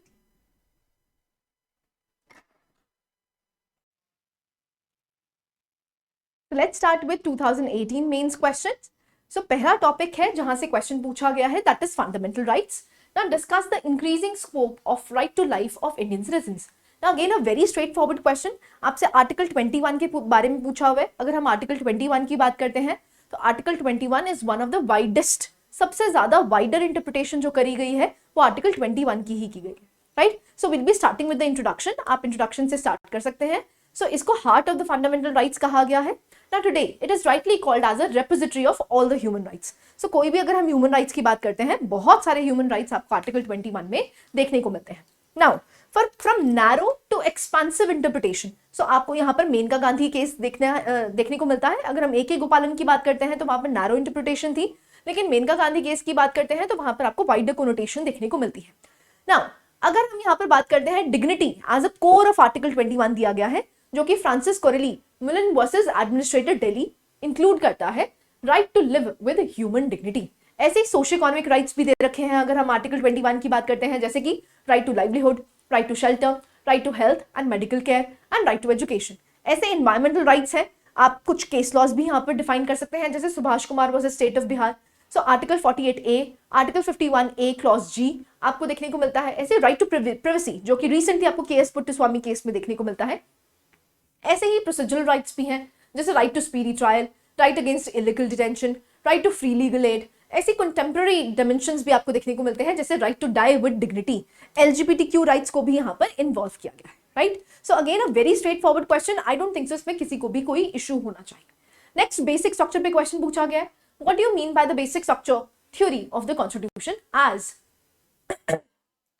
enumerated by the Supreme Court of India? So again basic structure पे क्वेश्चन है, बार बार इस थीम से क्वेश्चन पूछा गया इसलिए इंपॉर्टेंट हो जाता है। सो आप देख सकते हैं अगर हम बेसिक थ्योरी की बात करते हैं, सो ये आपको Keshav Bharati case versus state of Kerala में देखने को मिलता है, जहां पर parliament has wide powers to amend the constitution, but ये क्या नहीं ऑल्टर कर सकता है, ये बेसिक स्ट्रक्चर को ऑल्टर नहीं कर सकता है। सो जुडिशियल एवोल्यूशन की अगर बात करते हैं तो शंकरी प्रसाद केस देखने को मिलता है, सज्जन सिंह केस देखने को मिलता है, गोरखनाथ केस देखने को मिलता है, Keshav Bharati case, Indira Nehru versus Rajnarayan and Minerva case आपको देखने को मिलता है, जो जिससे कि एंड होता है ना। कॉम्पोनेंट्स ऑफ बेसिक स्ट्रक्चर की बात करते हैं, जैसे सुप्रीमेसी ऑफ द कॉन्स्टिट्यूशन आपको देखने को मिलता है, rule of law, judicial review, federalism etcetera. ना सिग्निफिकेंस क्या है, सबसे पहले ये कॉन्स्टिट्यूशनल सुप्रीमेसी को लेके आता है। दूसरा प्रोटेक्शन है किसकी, डेमोक्रेसी की। डायनेमिक और अडैप्टिव है, बट कुछ क्रिटिसिज्म भी है, जैसे ये जजमेंट डॉक्ट्रिन है, इसकी जो डेफिनेशन है वो ना ही आपको अपने कॉन्स्टिट्यूशन में देखने को मिलती है ना ही कहीं और, जिसकी वजह से आपको लीगल बैकिंग का इशू देखने को मिलता है। जज जुडिशियल सुप्रीमेसी कंसर्न्स आपको देखने को मिलते हैं, and it can also lead to ambiguity, right. So ये again a very straight forward question, so easy question था। Next, discuss 1990 theoretically Indian policy has been moving in the direction of political decentralization and economic centralization. Analyze its impact and working on the Indian policy. So बहुत ही देखो यहाँ पर कितनी बार, I guess 3 बार ये questions किसी ना किसी वे से रिपीट हुआ है, जहां पर हम ये बात कर रहे हैं कि इकोनॉमिक सेंट्रलाइजेशन हुई है लेकिन पॉलिटिकल डिसेंट्रलाइजेशन हुई है, तो ये किस तरह से इसको इंपैक्ट कर रही है। तो अगेन आप वहां पर क्वेश्चंस लिख सकते हैं, जैसे अगर हम 73rd 74th अमेंडमेंट की बात करते हैं तो पॉलिटिकल डिसेंट्रलाइजेशन हुई है। ऐसी रीजनल पार्टीज का राइज आपको देखने को मिल रहा है, कोalition गवर्नमेंट्स आपको देखने को मिल रही हैं, जुडिशियल पुश दिया गया है लोकल एम्पावरमेंट के लिए, इलेक्टोरल रिप्रेजेंटेशन में आपको यहाँ पर एम्पावरमेंट देखने को मिलती है, SC ST सीट्स रिजर्व रहती हैं। ऐसे ही अगर हम इकोनॉमिक सेंट्रलाइजेशन की बात करते हैं तो आपको GST इंप्लीमेंट होता हुआ दिखता है, यहाँ पर increase use of cess and surcharge किया गया है, control over natural resources and infrastructure देखने को मिल रहा है, जैसे गति शक्ति स्कीम हो गया, सागरमाला हो गया, भारतमाला हो गया, तो वहां से आपको सेंट्रलाइजेशन देखने को मिल रही है। प्राइवेटाइजेशन एंड डिसइन्वेस्टमेंट की गई है, कंडीशनल ट्रांसफर्स लाए गए हैं वाया सेंट्रली स्पॉन्सर्ड स्कीम, सो इसकी वजह से आपको देखने को मिल रहा है इकोनॉमिक सेंट्रलाइजेशन हुई है। अब इसके इम्पैक्ट क्या है, अब ऑब्वियस ही बात है, यहाँ पर फेडरल टेंशंस राइज होंगी, ऐसे ही मिसमैच आपको देखने को मिलता है फंक्शनल रिस्पॉन्सिबिलिटी में और फाइनेंशियल पावर्स में। यहाँ पर पॉलिसी जो स्टेट पॉलिसी इनोवेशन है वो रिडंडेंट हो जाएगी, राइट। सो जो स्टेट्स हैं वो बहुत ज्यादा इंटरेस्टेड नहीं रहेंगी कि कोई भी वो इनोवेटिव स्टेप्स लें। ऐसे ही एसिमेट्रिकल डेवलपमेंट है, जैसे कि states with stronger industrial basis जैसे महाराष्ट्र हो गया, गुजरात हो गया, दे अट्रैक्ट इन्वेस्टमेंट्स, दूसरी स्टेट्स इन्वेस्टमेंट्स नहीं ले पाती हैं। ऐसे ही डाइल्यूशन ऑफ स्टेट ऑटोनॉमी आपको देखने को मिलता है, राइट। सो अगेन ऐसा क्वेश्चन पहले भी पूछा गया था तो इंपॉर्टेंट हो जाता है। 2017 के क्वेश्चंस की बात करते हैं तो पहला क्वेश्चन पूछा गया है, what are the philosophical moorings of Indian constitution. So basically आपसे प्रियम्बल पे क्वेश्चन पूछा गया है, जहां पर आपको फिलोसॉफिकल आइडियल्स हमारे कॉन्स्टिट्यूशन के देखने को मिलते हैं, तो वहीं से क्वेश्चन लिया गया है। सो अगेन कॉन्स्टिट्यूशन की अगर बात करते हैं तो preamble as the ideological blueprint बन जाता है। एंशिएंट इंडियन ट्रेडिशंस जैसे धर्म, सर्वधर्म संभव और विलेज सेल्फ रूल की बात की गई है। फ्रीडम स्ट्रगल और नेशनलिस्टिक मूवमेंट्स को भी हमने यहाँ पर लिया है। वेस्टर्न लिबरल थॉट जैसे अमेरिकन बिल ऑफ राइट्स एक तरह से रेप्लिकेट होता है हमारे फंडामेंटल राइट्स में। ऐसे ही फ्रेंच रेवोल्यूशन से जो लिबर्टी, इक्वालिटी, फ्रेटर्निटी लिया है वो रिफ्लेक्ट होता है हमारे प्रियम्बल में। ऐसी सोशलिस्टिक फिलॉसफी है, जैसे हम DPSPs की बात करते हैं तो socialist word was added by 42nd amendment in the preamble itself. Human rights और इंटरनेशनल इन्फ्लुएंस देखने को मिलता है, जैसे हम universal declaration of human rights की बात करते हैं तो इसका इन्फ्लुएंस आपको हमारे फंडामेंटल राइट्स में देखने को मिलता है। सेक्युलरिज्म और प्लूरलिज्म को एड्रेस किया गया है, सोशल जस्टिस और इगैलिटेरियनिज्म की तरफ मूव कर रहे हैं, right. So these are the question. Next question आपसे गवर्नर के बारे में पूछा गया है, what are the discretionary powers of the governor of the state. Again a very straight forward question, आपसे डिस्क्रिशनरी पावर्स के बारे में पूछा गया है। नाउ अगर हम यहाँ पर बात करते हैं तो ये constitutional head of the state बन जाते हैं। ये जो भी काम करेंगे वैसे इनको काम किसके तहत करना है, aid and advice of the council of ministers. Now अगर हम कॉन्स्टिट्यूशनल डिस्क्रिशन पावर्स की बात करते हैं तो रिजर्वेशन ऑफ बिल्स, अब बिल्स को रिजर्व किया जाता है किसके लिए, प्रेसिडेंट के असेंट के लिए, तो यहाँ पर इनका डिस्क्रिशन चलती है। ऐसी recommendation of president's rule, social responsibilities हैं कुछ सर्टन स्टेट्स के लिए, जैसे north east, governors exercise discretionary powers in administration when acting as a administrator of UT, तो गवर्नर जो है वो इंडिपेंडेंटली एक्ट करता है, तो ये सारी इनकी क्या बन गई है, डिस्क्रिशनरी पावर्स। कुछ इनके पास सिचुएशनल डिस्क्रिशन भी है, जैसे हंग असेंबली हो तो appointment of the chief minister, जब भी आपको हंग असेंबली देखने को मिलती है।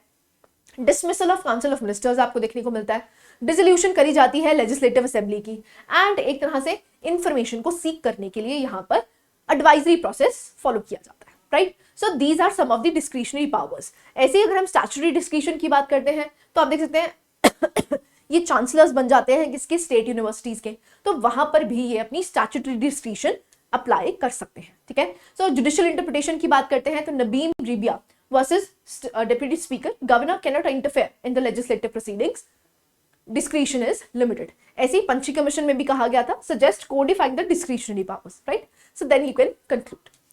क्लैरिटी है, again a very straight forward question, बहुत इजी सा क्वेश्चन था जहां से आपसे 2017 के क्वेश्चंस पूछे गए। Next comes the last, that is 2016 questions. Now 2016 में जो पहला क्वेश्चन पूछा गया है, what are the philosophical moorings? So again ये क्वेश्चन आपको रिपीट होता हुआ दिखता है, जहां पर लिबर्टी, इक्वालिटी, फ्रेटर्निटी के बारे में बता सकते हैं, जस्टिस के बारे में बता सकते हैं। इंडियन ट्रेडिशन कौन कौन से हैं, जैसे ऋग्वेद से हमने let noble thoughts come from all directions, ऐसी अशोकन एडिक्ट से हमने बहुत सारी पॉलिसीज को अडॉप्ट किया है। फ्रीडम स्ट्रगल से जैसे हम non violence, village self rule जो डीपीएसपीज में आपको देखने को मिलता है। वेस्टर्न और ग्लोबल आइडियोलॉजी से भी हमने बहुत सारी चीजों को एड्रेस किया, राइट। नाउ नेक्स्ट क्वेश्चन है, what is parliamentary sovereignty, do you think Indian parliament is sovereign. ना again a very simple question, आपसे पार्लियामेंट्री सॉवरेनिटी के बारे में पूछा गया है। देखो यहां तो हमारे कॉन्स्टिट्यूशनल सुप्रीमेसी आपको देखने को मिलती है, सो पार्लियामेंट्री सॉवरेनिटी क्या है आई एम सॉरी, और यहां पर do you think Indian parliament is sovereign, so उस पर क्वेश्चन पूछा गया। सो अगर हम इन पार्लियामेंट्री सॉवरेनिटी की बात करते हैं तो ये एक ऐसा डॉक्ट्रिन है जिसमें ये कहा जाता है that parliament has supreme law making authority. So A V Dicey का concept, this principle elaborated by A V Dicey in the context of UK. So UK में जो आपको पार्लियामेंट है वो सॉवरन, टोटली सॉवरन देखने को मिलती है क्योंकि वहां पर अनरिटन कॉन्स्टिट्यूशन है। So parliamentary sovereignty in British context, no written constitution, इसलिए parliament highest law making body बन जाती है। लॉ जो भी बनाए जाते हैं पार्लियामेंट के द्वारा वो चैलेंज नहीं किए जा सकते कोर्ट्स के द्वारा।